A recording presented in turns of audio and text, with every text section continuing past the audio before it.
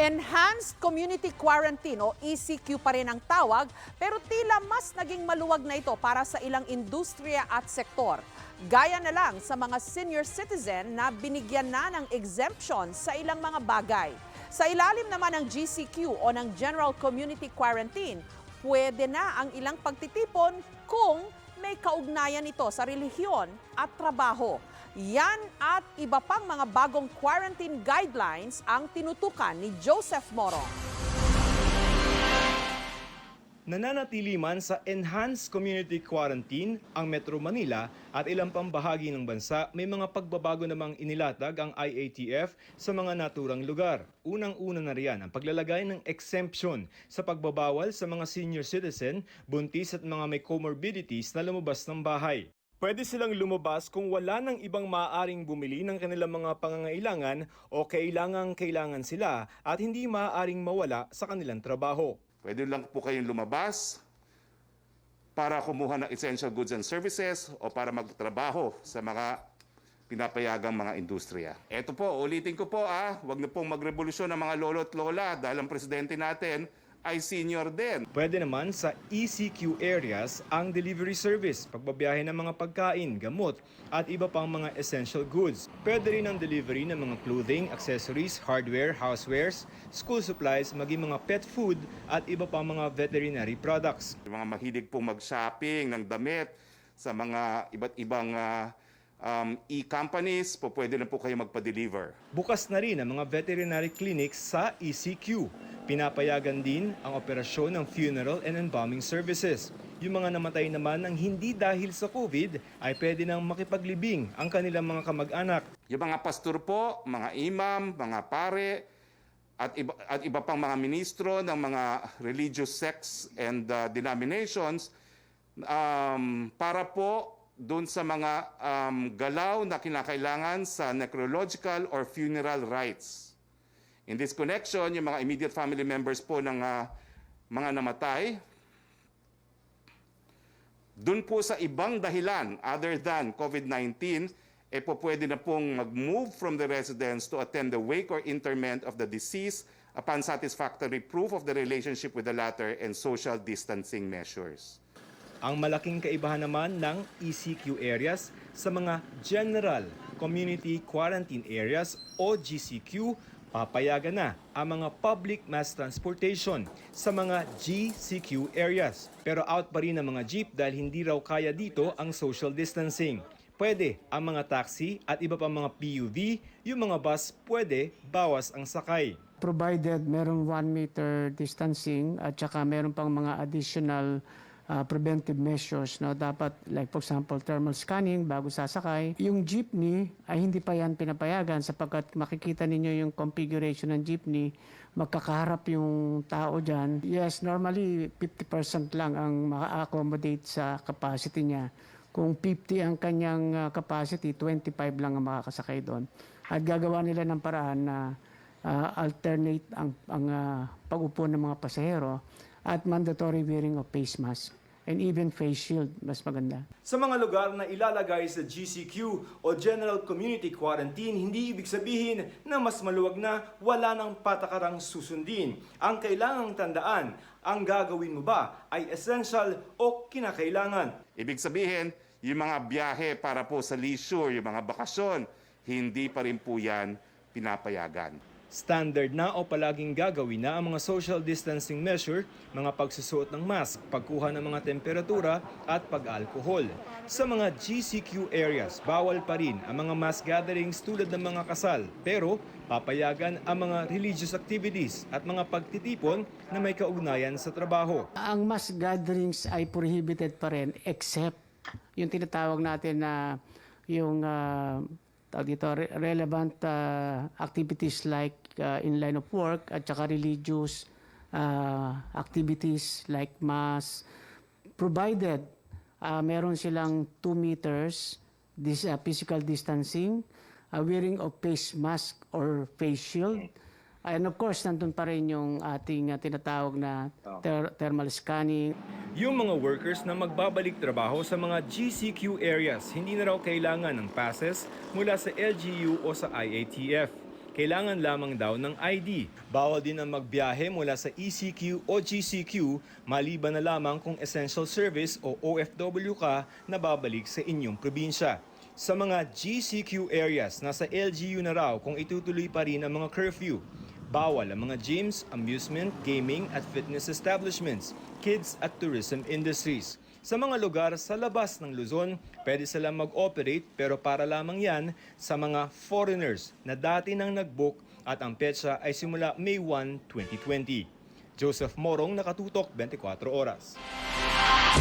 Himayin po natin ang bagong guidelines sa ECQ at GCQ. Kasama natin si Joseph Morong. Joseph? Jessica, so bukas tapos na yung April 30 na enhanced community quarantine sa buong Luzon, pero may mga matitira pa rin na mga probinsya yan, yung Metro Manila and malaking bahagi ng Luzon. Bukas, sa karamihan ng mga ECQ areas, meron nang mag-move doon sa general community quarantine o GCQ. Mas maluwag na yon kaysa dun sa naranasan nila for the past more than a month, Jessica. Okay, pero bakit nga ba kinailangan pang i-revise? Kasi medyo klaro yung delineation nung una, no? Kung ECQ ka, ito pa rin, mas mahigpit. Pag GCQ ka, mas maluwag. Pero ngayon na ni-revise, tuloy may mga nalilito. Okay, kasi may mga iba't ibang kailangang i-factor in, Jessica, no? Lalo na dun sa mga GCQ kasi starting tomorrow, may mga makikita na tayo na number 1, public transportation. Meron ng papayagan na mga forma or mga sistema ng public transportation katulad noong mga bus, pero hindi na pa pwede yung jeep. So kung may mga trains na sa ibang mga probinsya, pwede na yung payagan but there are no trains. So yung mga movement of workers, makikita na movement of people, meron na tayong makikita dyan sa GCQ. And meron pa siyang gradations. For example, kung anong sector ka, 50% lang yung pwedeng payagan, meron din mga sectors sa 100%.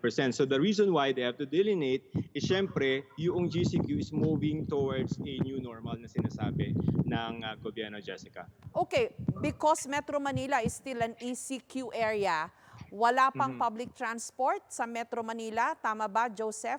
Hindi pa rin pwedeng bumalik sa trabaho yung non-essential industries. Tama ba yung pagkakaintindi ko? Tama, Jessica. So yung naranasan nyo for the past since March 16, March 17, taste muna kasi hanggang May 15, ganyan ang magiging sistema. If I remember correctly, Metro Manila, Region 3, tapos yung mga ibang probinsya na maraming mga populasyon and maraming cases ng COVID. So yung mga yan, ganyan pa rin ang buhay natin hanggang May 15, Jessica. Yung senior citizens, naintindihan natin na pwede na silang lumabas. Pero marami rin tayong senior citizens na may mga karamdaman, yung mga naka-maintenance dyan.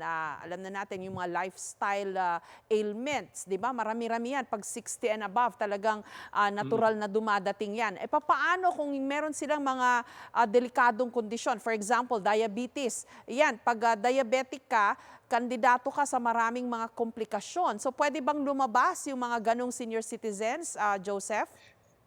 Jessica, ang ini-emphasize ng pamahalaan ay kung indispensable yung gagawin mo. Kung wala nang ibang gagawa nun para sa iyo, ay maaari kang payagan to do that.